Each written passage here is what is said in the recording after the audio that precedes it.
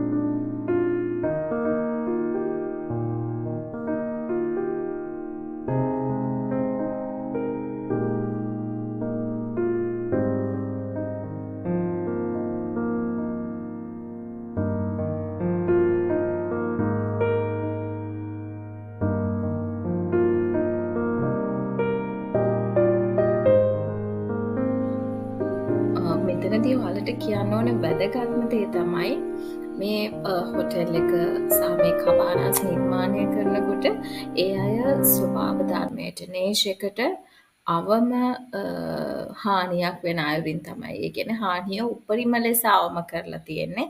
ඒ ස්වභාව සෞන්දර්යය ඒ විදිහටම අපිට බලා ගන්න පුළුවන් වෙන්න.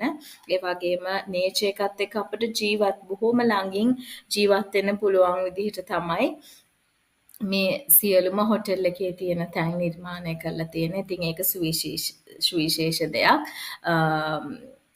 අර හොටෙල් එක පිළිවෙල කරන්න කියලා ඒගොල්ලෝ නේචර් එකට කිසිම හානියක් කරලා නැහැ.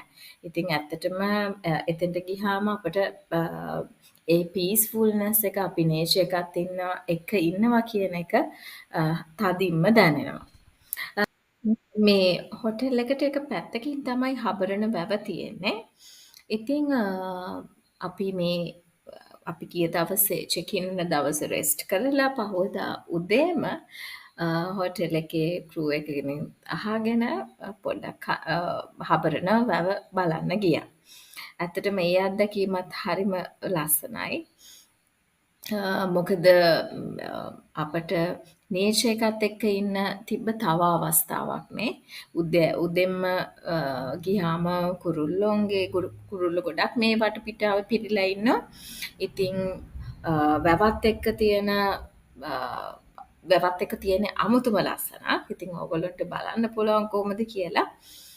ඉතින් අපි මේ වීඩියෝ එකෙන් හබරන ඉඳන් නවතින්න බලාපොරොත්තු වෙනවා.